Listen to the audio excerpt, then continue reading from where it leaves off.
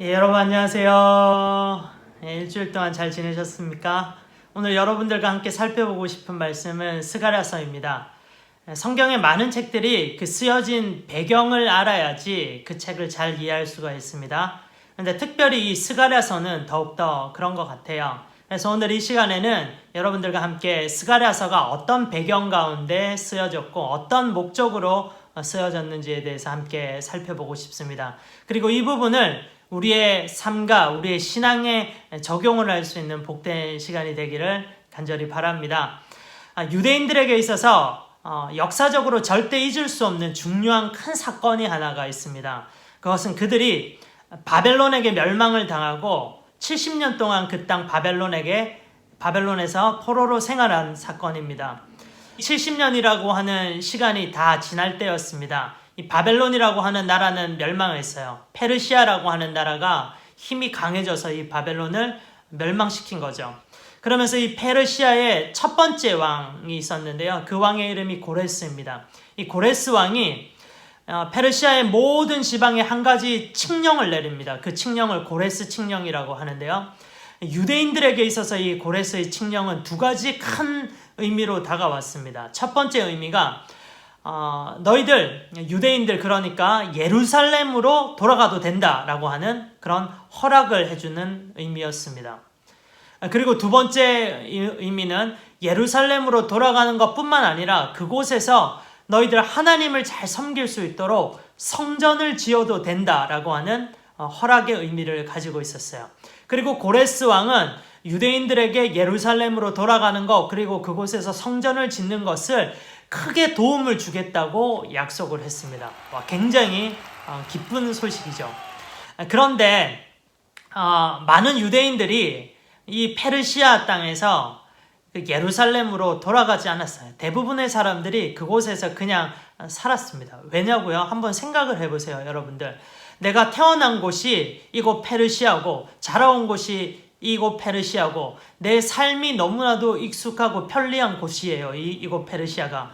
그런데 할아버지의 고향인 예루살렘, 아버지의 고향인 예루살렘, 한 번도 가보지도 않았던 그 예루살렘 얼마나 먼 거리입니까? 약 1500km라고 하는 거리인데 일본을 예로 든다면 홋카이도 끝에서부터 제일 밑에 있는 큐슈 지방까지 더 이상이 되는 먼 거리입니다. 그렇게 먼 거리를 굳이 이 유다인들이 가려고 하지 않았던 겁니다. 그런데 이런 힘들고 어려운 상황 가운데서도 아버지의 고향, 할아버지의 고향인 예루살렘으로 돌아가겠다라고 결심한 사람들이 있었습니다. 그 사람들의 이름들이 기록들이 나오는데요. 에스라서에 보면 이 사람들이 약 4만 2천 명 정도 되는 것을 우리가 알 수가 있습니다. 그렇다면 도대체 이 사람들은 무엇 때문에 이렇게 힘들고 어려운 그 길 예루살렘으로 돌아가게 되었을까요? 그들에게 있어서요. 이렇게 선택한 이유는 하나입니다. 바로 믿음입니다. 신앙입니다.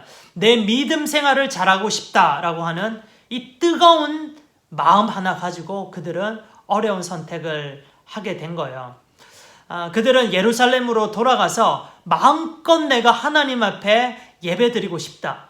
예루살렘에 돌아가면 먼저 하나님께 성전을 새롭게 짓고 그곳에서 하나님을 기쁘게 찬양하고 예배하며 감사하며 찬양하고 싶다라고 하는 이 뜨거운 마음 하나, 이 마음 가지고 그들은 예루살렘으로 돌아갔습니다. 네, 이렇게 예루살렘으로 돌아온 포로 귀환자들이 성전을 새롭게 짓기 시작하는데요. 그런데 여기에서 문제가 한 가지 발생해요. 이 성전을 재건하는 일을 방해하는 세력들이 있었다는 거예요. 예루살렘보다 조금 위쪽 지역인 사마리아라고 하는 곳에 살았던 사람들인데 이 사람들이 엄청나게 방해를 합니다. 왕에게 거짓 상소문을 올리기도 하고 또 칼이나 창으로 그 성전 공사하는 현장으로 가서 위협을 하기도 하고요. 또 많은 높은 사람들한테 뇌물을 주기도 하면서 집요하게 이 성전을 공사하는 것을 방해하는 겁니다. 결국 그때 고레스 왕이 죽고 아닥사스다라고 하는 왕이 페르시아를 다스리고 있었는데 이 아닥사스다 왕이 이 사마리아인들의 거짓 상소문을 읽고 결국 예루살렘 성전을 건축하는 것을 금지한다라고 하는 명령을 내리게 되었습니다. 이렇게 해서 예루살렘 성전을 다시 짓는 일이 어렵게 된 거예요. 그래서 1년이 지나고 2년이 지나고 3년이 지나고 그렇게 해서 시간은 16년이라고 하는 시간이 지났습니다. 이 시간 동안 그 처음에 뜨겁게 믿음 때문에 이 예루살렘으로 돌아왔던 이 사람들의 신앙이 점점 식어지게 됩니다. 이 사람들은 하나님의 성전을 짓는 것보다 먼저 내 집을 짓는 게 중요했고, 내가 어떻게 살아가는 게 중요했고, 내가 어떻게 하면 많은 돈을 모으고 어떻게 하면 내 자녀들과 함께 잘 살 수 있을까, 이런 부분에 더욱더 집중을 했었던 거죠. 이때 하나님께서 2명의 선지자를 세우시고 포로 귀한 자들에게 뜨겁게 권면하시면서 또 책망을 하십니다. 그 2명의 선지자가 누구일까요? 네, 맞아요. 바로 오늘 우리가 살펴보고 있는 스가랴라고 하는 선지자가 한 명이고, 그리고 또 한 명은 학개라고 하는 선지자였습니다. 이 2명의 선지자 스가랴와 학개를 통하여서 하나님은 성전을 다시금 재건하도록 그 포로 귀한 백성들에게 너희들 지금 이렇게 살아서는 안 된다. 하나님의 성전을 재건하는 일에 다시금 힘을 내어라. 내가 너희와 함께 할 거니까 정말로 우리 한번 하나님 일에 쓰임 받기를 원한다. 이렇게 하나님께서 용기를 불어넣어주고 있는 것입니다. 너무나도 감사하게도 이 학개와 스가랴의 이 권면에 그 당시 백성들이 반응을 하는 겁니다. 그래, 맞다. 우리가 지금 이렇게 살아서는 안 되지. 하나님의 성전은 저렇게 16년 동안 방치되었는데 우리만 잘 먹고 잘 살고 좋은 집에서 사는 것이 이거는 안 된다. 그러면서 그래, 우리가 하나님의 성전을 짓자. 이렇게 결심을 하고 결단을 한 것입니다. 너무나도 감사하죠. 이 하나님의 성전을 재건하는 책임을 2명의 리더가 지게 됩니다. 한 명의 이름은 대제사장 여호수아고요. 또 다른 한 명은 유다 총독으로 있었던 스룹바벨이라고 하는 사람이었습니다. 이 2명의 스룹바벨과 여호수아가 하나님 일을 하려고 다시 성전을 재건하려고 하는데 또다시 방해하는 세력들이 등장하는 겁니다. 16년 전에 방해했었던 그 세력들이 여전히 아직도 남아있어서 집요하게 하나님의 성전이 다시 세워지는 일들을 방해합니다.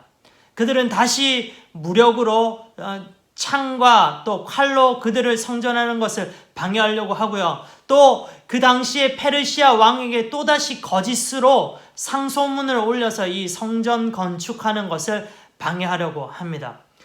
스룹바벨과 여호수아 그리고 이 성전을 재건하는 일에 다시 동참하려고 했었던 백성들에게는요, 현실적인 이런 문제, 어려움, 부담감이 있었던 것입니다.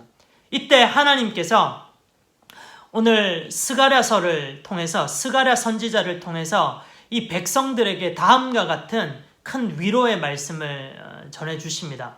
스가랴가 환상을 봤는데요. 이 환상의 내용 중에 한 가지 이런 내용이 있습니다. 제가 한번 그 부분을 읽어볼게요. 스가랴 4장 또 6절과 7절이네요. 그가 내게 이렇게 말해주었다. 이것은 주님께서 스룹바벨을 두고 하신 말씀이다. 힘으로도 되지 않고 권력으로도 되지 않으며 오직 나의 영으로만 될 것이다. 만군의 주님께서 말씀하신다. 큰 산아 내가 무엇이냐. 스룹바벨 앞에서는 평지일 뿐이다. 이 말이 무슨 말이냐면 스룹바벨과 여호수아를 중심으로 많은 백성들이 하나님의 성전을 재건하려고 하는 그 길을 달려가고 있었어요. 그런데 그 큰 길 앞에 거대한 산이 하나 등장을 하면서 이 길을 달려가지 못하도록 방해하는 겁니다. 어떻게 합니까? 이 산을 바라보니까 너무나도 거대하고 도저히 넘어갈 수 있는 마음이 생기지가 않아요. 이 큰 산은 성전 공사를 방해하려고 하는 그 악한 세력들을 말하고 있습니다. 우리의 삶에 여러 가지 문제들을 상징하고 있습니다. 그런데 하나님께서 이 산들 내가 없애주겠다. 이 산들을 완전히 평평한 평지가 되게 해주시겠다 말씀하십니다. 어떻게요? 힘으로도 안 되고 능으로도 안 되고 오직 여호와의 영으로 말미암아 이 산들을, 이 문제들을 하나님께서 없애주겠다고 약속을 하신 것입니다. 그 당시에 스룹바벨과 여호수아가 큰 위로를 받고 또 다시금 용기를 가지면서, 그래, 하나님께서 우리와 함께 하시고 우리가 성전을 다시 짓는 것을 도와주실 거야, 이런 믿음을 가지고 어떻게 해야 될지는 모르지만 앞으로 계속해서 전진한 거예요. 그럴 때 하나님께서 어떻게 역사하셨는지 아십니까? 그 하나님의 역사하심이, 일하심이 너무나도 놀랍습니다. 하나님께서 어떻게 일하셨는지 그 결론 부분만 간단하게 말씀을 드릴게요. 에스라서 5장과 6장에 보면 이 부분이 자세하게 나와 있으니 나중에 여러분들이 한번 읽어보세요. 그때 페르시아의 왕이 다리우스라고 하는 왕이었습니다. 이 다리우스 왕이 이번에는 오히려 유다 사람들이 성전을 건축하는 일을 허락을 하고 또 성전을 재건하는데 필요한 모든 또 돈들을 다 대주기로 약속을 하고, 또 성전을 재건하는 일에 방해하는 세력들이 있다면 누구라도 다 멸절시키라고 하는 명령을 내린 겁니다. 할렐루야, 우리 하나님께서 이렇게 일하십니다. 사랑하는 여러분들, 이 말씀을 읽으면서 이 스가랴서의 내용들을 우리가 접하면서 여러분, 이 하나님의 성전을 재건하는 일에 쓰임받았던 사람들이 너무 멋있지 않아요? 와, 저 사람들 너무 굉장하고 멋있는 것 같아요. 우리들도 정말 그런 사람들이 되면 좋을 것 같습니다. 오늘 이 스바냐서의 말씀을 또 준비하면서 한 가지 신약의 귀한 말씀이 하나 떠올랐습니다. 여러분들 많이 들어보셨을 거예요. 마태복음 6장 33절 말씀입니다. 너희는 먼저 그의 나라와 그의 일을 구하라. 그리하면 이 모든 것을 너희에게 더하여 주시리라 하시는 이 말씀입니다. 여러분, 우리가 살아가는 우리의 삶의 현장에서요, 우리가 공부해야 되고 우리가 또 생활해야 되고 우리가 또 돈도 벌어야 되고 좋은 대학교 가야 되고 하는 거 다 중요해요. 꼭 필요합니다. 그런데요, 이런 부분에서만 우리의 마음을 빼앗겨서는 안 되겠습니다. 하나님 나라의 의를 위해서, 하나님 나라가 확장되는 거에 나도 귀하게 쓰임받고 싶다. 오늘 하나님의 성전을 재건했었던 이런 사람들과 같은 믿음이 우리들에게 필요한 것 같습니다. 하나님이 이런 사람들을 지금도 찾으시고요, 이런 사람들을 기뻐하시고 이런 사람들에게 또 알 수 없는 엄청난 또 복들을 준비하고 있습니다. 저와 여러분들이 하나님의 이런 축복을 체험하고 이 귀한 일에 함께 쓰임받는 은혜가 있기를 간절히 기도합니다. 기도하겠습니다. 사랑의 하나님 아버지, 감사합니다. 오늘 스바냐서를 통하여서 하나님 성전 재건하는 일에 귀하게 쓰임받았던 이 사람들의 믿음을 보고 도전을 받습니다. 우리들도 하나님 나라의 확장과 하나님의 귀한 일에 쓰임받는 복된 자들 다 되게 하여 주시옵소서. 주님의 은혜를 기대하며 감사하며 예수 그리스도의 이름으로 기도합니다. 아멘. 자, 여러분들 이번 한 주도 하나님의 말씀으로 승리하세요. 그럼 다음 주에 또 뵙겠습니다. 안녕히 계세요.